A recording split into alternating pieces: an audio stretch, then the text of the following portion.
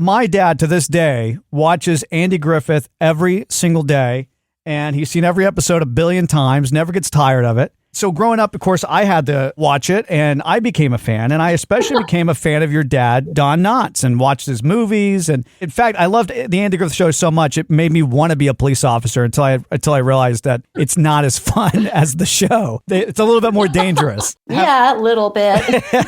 Unless you're talking about getting your foot shot. Well, exactly. I guess it compares. Yeah. But, some of the biggest fans of the shows are police officers. That's right. I run into them all the time at book signings, and they always tell me, things like, oh, well, the officers, when they make a mistake, they get the Barney Fife Award for the day. Now, have you seen every episode of the Andy Griffith Show, or were you just kind of like, you have? Yes, of course I have. Yeah, sure. I mean, many times, of course. I mean, I used to go to the set when we were kids, my brother and I, So we had memories, and my brother even has the original episodes with the commercials still in them, wow. He used to show, he was like the tech guy of our family, and he would show the episodes on film on a projector, the 16 millimeter projector we had at home, and my dad would be so proud. Yeah, there's my son. He's a tech person. That's so cool. We watched that. We watched The Incredible Mr. Limpet too on the good old home projector. Was your dad somebody who could watch himself on TV or on film? Could he do that? Because some actors can't. Oh, yes, he could. Yeah. In fact, we used to watch the show as a family. Oh, nice. On the West Coast, the show came on a Monday night, which seems a little odd to me now, but it was 8:00 on a Monday night. And our whole family would gather in front of the TV, and we'd watch the show. And it was a real big deal. It was really great. I mean, we laughed as hard at Barney Fife as everybody else did. And my dad would just sit there kind of quietly watching, and it was really a great family time. Do you think he was studying himself and like, how could I do this better? How do I? Probably because he was such a perfectionist. Yeah. He was always thinking about his work all the time, no matter, where you were or what you were doing. Some part of him was thinking about his work. That's a sign of a true artist, right? Yes, it is. And, he just never stopped thinking about his career, his scenes, whatever show he was on, how to make it better, how to make it funnier. He was just, his mind was always working like that. Now, people think, a question I get asked a lot is, was your dad like Barney Fife? Yeah. No, he was not like Barney Fife, but he was funny in his own way. He was very funny. He had this sort of deadpan humor.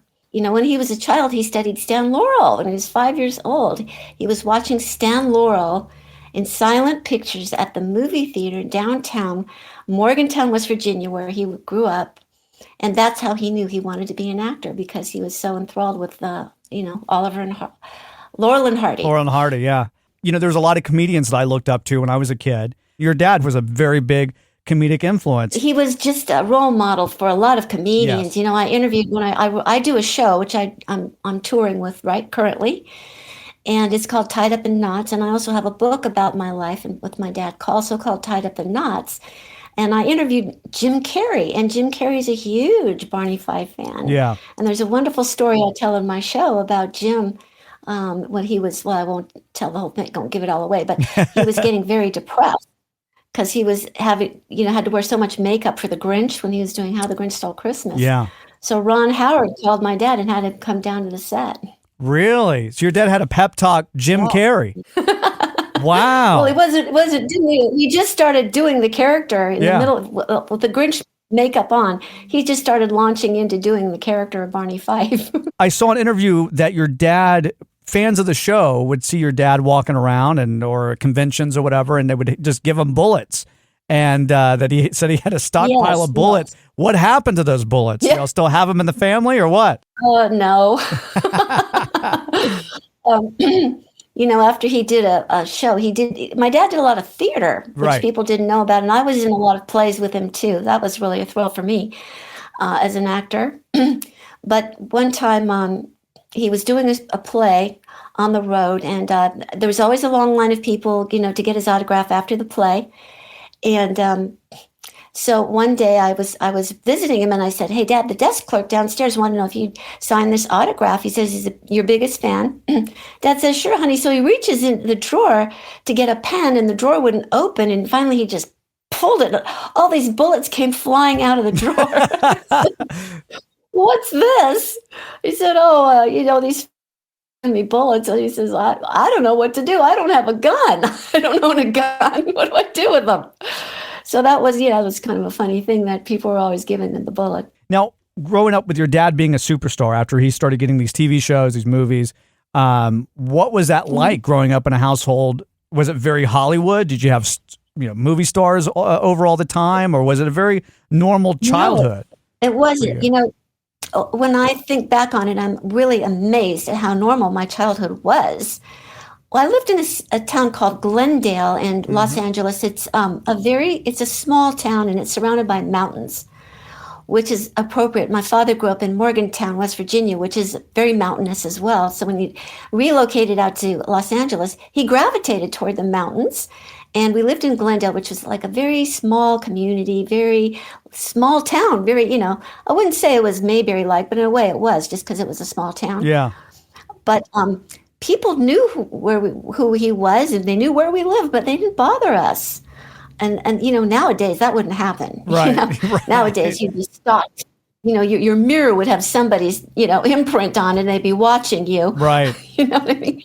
But back then that didn't happen. And my problem was I wanted to be an actress myself, and Dad didn't think that was a good way, a lonely life for a child. So, but in the end, I kind of got my way. Yeah, I was going to. So when you started doing all this, following his footsteps in entertainment, obviously you said he didn't want you to pursue that path, but eventually you did. Did he give you any advice? Like, what was the advice that he gave you? And was he okay with it after a while? Well, yeah, the first line of advice was, "Don't do it." Yeah, exactly. Yeah, stay away. It's a lonely life for a child. But, but after that, yeah, he did. He started giving me a lot of advice. And, he would watch me audition and do things. And he would give me notes. And I had one friend. I was rehearsing a scene when I was a teenager. I had a friend of mine, David Hogan, and he and I had a scene we were doing from a play, Butterflies Are Free, which is about a blind guy. And so he was having trouble mastering that blindness. And my dad happened to walk in that day, and he said, "What are you doing?" And I said, "We're rehearsing a scene." And David is working on the blind. And so he goes, "Blind, blind." My father takes the script from him, and he just sort of walked around, and he captured the blindness absolutely perfectly. Wow. And my friend David was just amazed that here's this big star coming in and just at the drop of a hat, giving him notes and telling him how to do this part.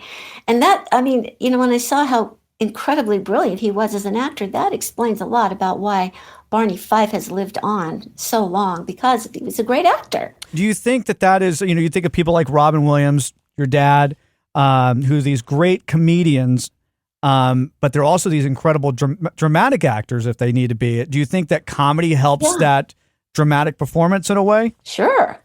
Robin Williams, he was amazing at how he ventured off into all these dramatic roles when he was so successful as a comedian. He had no problem being a dramatic actor, but my dad never had those opportunities. Now, did your brother get into entertainment?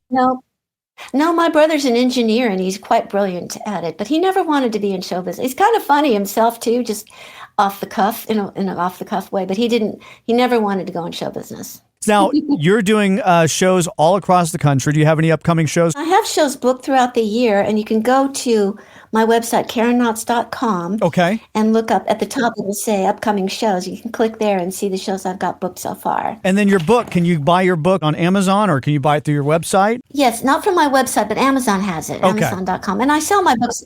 I always sell my books at the shows, almost always. Perfect. I'm going to have to get one from my dad. I'm actually in the process of listening to your audiobook, which, by the way, you do a great job on the audiobook. You're doing all the characters and all that stuff. So we'll have to have you on again, because I'm probably going to have more questions after I listen to the audiobook. He won several Emmys. Do you have those Emmys, or are they in a museum somewhere? Or where do those go? They're spread throughout our family.